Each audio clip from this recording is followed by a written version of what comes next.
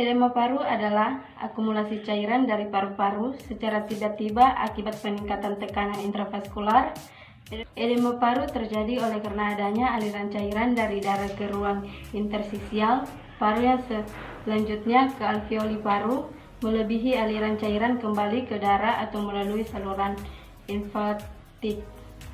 Edema paru merupakan kondisi yang disebabkan oleh karena kelebihan cairan di paru-paru. Cairan ini terkumpul dalam kantung-kantung udara di paru-paru banyak, sehingga sulit untuk bernafas.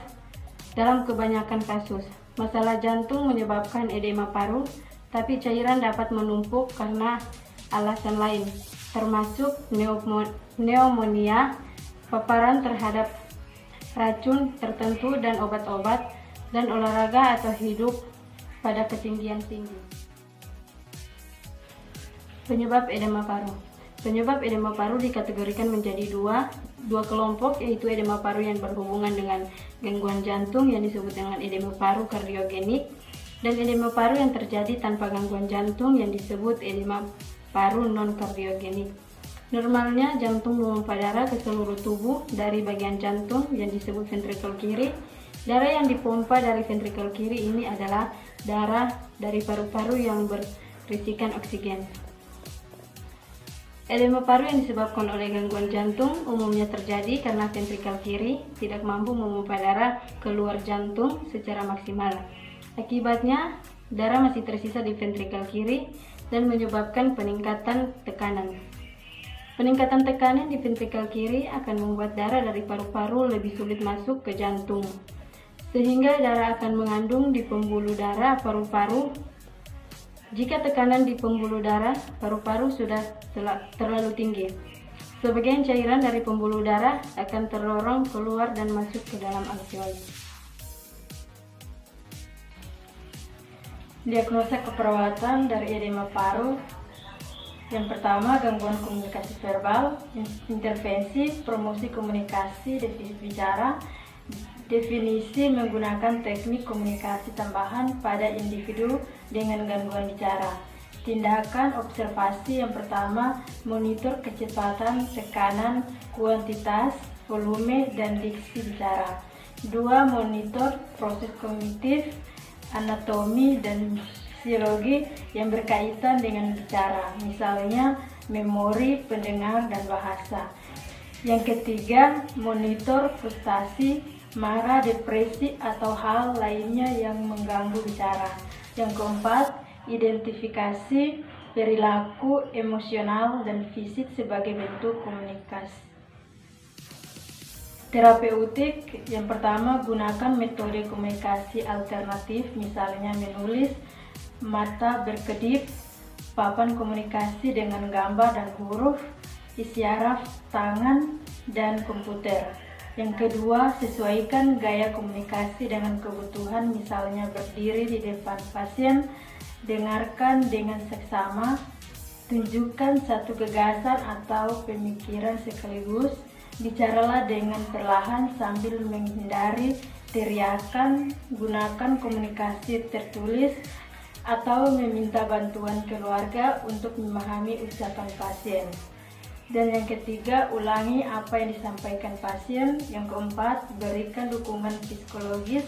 Yang kelima, gunakan guru bicara bila perlu. Edukasi, yang pertama, anjurkan berbicara perlahan. Yang kedua, ajarkan pasien dan keluarga proses kognitif, anatomis, dan fisiologis yang berhubungan dengan kemampuan berbicara. Kolaborasi, yang pertama, rujuk ke ahli patologi bicara atau terapis. Diagnosa keperawatan yang kedua yaitu bersihan jalan nafas tidak efektif. Intervensi manajemen jalan nafas. Definisi mengidentifikasi dan mengelola kepatenan jalan nafas. Tindakan observasi yang pertama, monitor pola nafas atau frekuensi kedalaman usaha nafas. 2. Monitor bunyi nafas tambahan misalnya. Dan yang ketiga, monitor sputum. Terapeutik, pertahankan kepatenan jalan nafas dengan health lead dan safe lead. Yang kedua, posisikan semi-fowler atau fowler. Yang ketiga, berikan minuman hangat. Yang keempat, lakukan fisioterapi dada jika perlu. Yang keempat, lakukan pengisapan lendir kurang dari 15 detik. Yang kelima, lakukan hiperogenisasi sebelum pengisapan endotrakeal.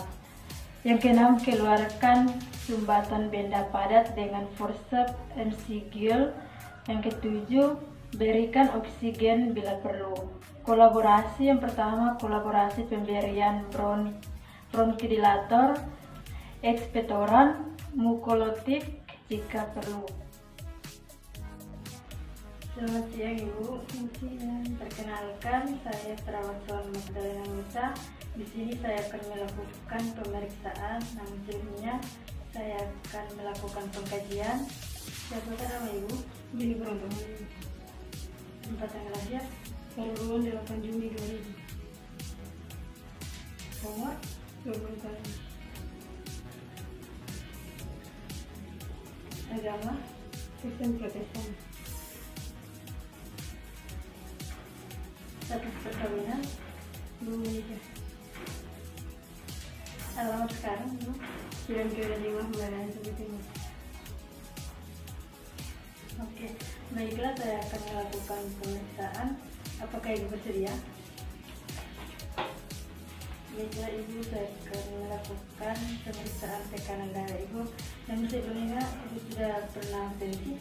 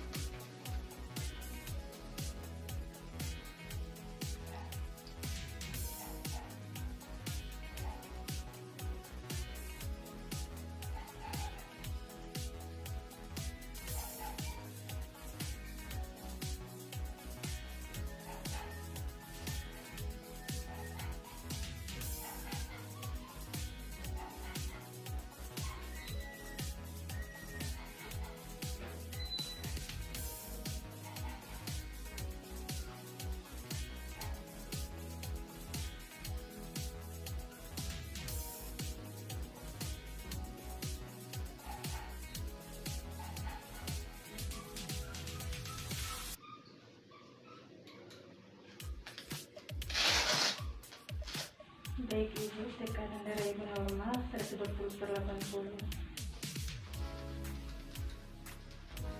Dan selanjutnya kita akan melakukan pemeriksaan suhu tubuh Ibu.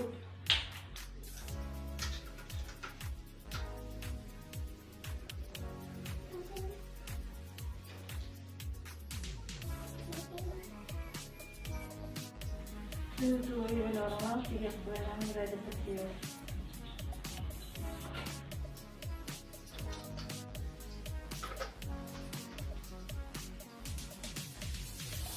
Dan selanjutnya saya akan melakukan pemeriksaan pernafasan Ibu.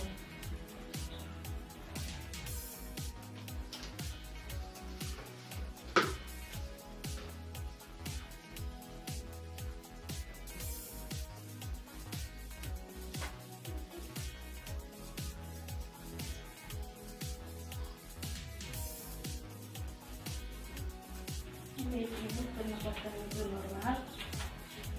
Baiklah Ibu, selanjutnya kita melakukan pemeriksaan yang terakhir, yaitu nadi.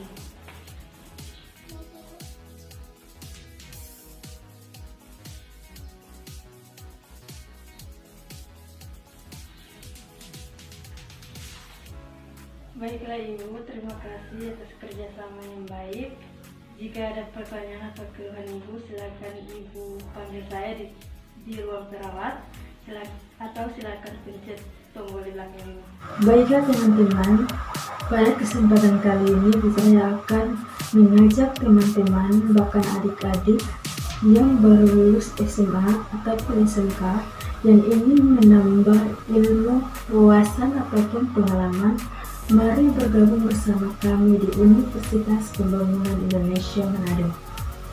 Kampus Universitas Pembangunan Indonesia Manado ini berada di Sulawesi Utara, di Jalan Walter Mansidi 6 Lingkungan 2 di Bahu. Terdapat dalamnya ada Fakultas Keperawatan, Fakultas Hukum, Fakultas Pertanian, Fakultas Ilmu Sosial, Fakultas Ilmu Politik, dan Sastra. Ayo, bergabung bersama kami di Universitas Pembangunan Indonesia Manado dengan pengajar yang luar biasa dan profesional, menjadi perawat yang profesional, unggul, berkompeten di bidang kesehatan. Sekian video dari saya. Mohon maaf jika ada salah kata. Terima kasih.